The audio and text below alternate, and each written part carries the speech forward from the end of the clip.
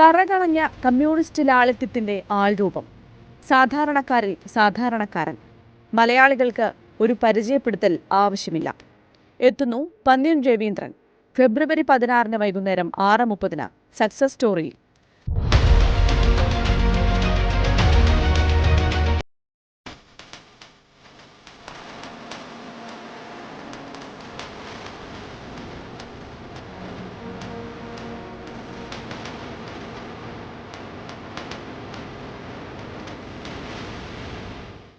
പന്ന്യന്റെ ജനനം സ്വാതന്ത്ര്യദിനത്തിന് മുമ്പോ ശേഷമോ?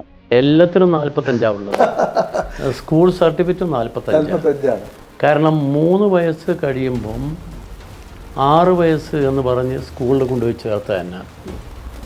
അതാണ് ഉണ്ടായ കാര്യം.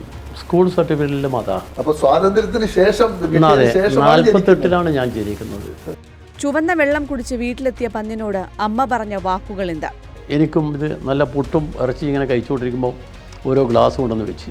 അപ്പോൾ ഞാൻ വിരിച്ച് വെള്ളം പോലെ അപ്പോഴേക്കാണ് മറ്റേ ചുവന്ന ദ്രാവകം. കാലിങ്ങനെ വേച്ച് വെച്ചാൽ നടപ്പ്. എനിക്ക് വീട്ടിൽ പോകാൻ പറ്റില്ല.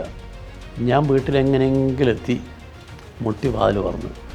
അമ്മ എന്നെ നോക്കി, നല്ലോണം നോക്കി, ഒന്നും പറഞ്ഞില്ല. ഞാൻ പോയി കിടന്ന്. അടുത്ത ദിവസം ഉച്ചയാകുമ്പോഴാണ് ഞാൻ പുറപ്പെടാൻ വേണ്ടി പോകുന്നത്. അപ്പോൾ അമ്മ എന്നോട് പറഞ്ഞു, "നീ വാ, എന്നിട്ട് എന്താ കഴിച്ചേ?" ഞാൻ ഉള്ളത് അതുപോലെ പറഞ്ഞു.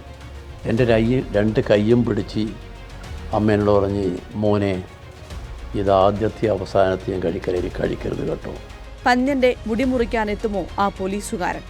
പന്ന്യൻ പെണ്ണിന്റെ നാമത്തിൽ കവിത എഴുതിയതിന് പിന്നിലെ രഹസ്യമെന്ത്? സ്വർണ്ണ നിറമുള്ള വാച്ച് കെട്ടിയ പന്ന്യനോട് വെളിയം പറഞ്ഞ ആ ഡയലോഗ് എന്തായിരിക്കും? മഹാനായ AKGക്ക് മാലയിട്ട ബാല്യം, 16-ാം വയസ്സിൽ ജയിൽ ജീവിതം, പടിപടിയായി വളർന്ന പന്ന്യൻ, നല്ല ഫുട്ബോൾ കളിക്കാരൻ കൂടിയായ പന്ന്യൻ മനസ്സു തുറക്കുമ്പോൾ തെളിയുന്നത് ഒരു യഥാർത്ഥ കമ്മ്യൂണിസ്റ്റ് നേതാവിന്റെ പച്ചയായ ജീവിതം. ഹൈടെക് രാഷ്ട്രീയക്കാരുടെ ഇന്നത്തെ കാലത്ത് പുതുതലമുറ അറിയണം പന്ന്യൻ രവീന്ദ്രൻ എന്ന നേതാവിനെ. കാണുക സക്സസ് സ്റ്റോറി. അറിയുക പന്ന്യൻ എന്ന ജനപ്രിയ നേതാവിനെ.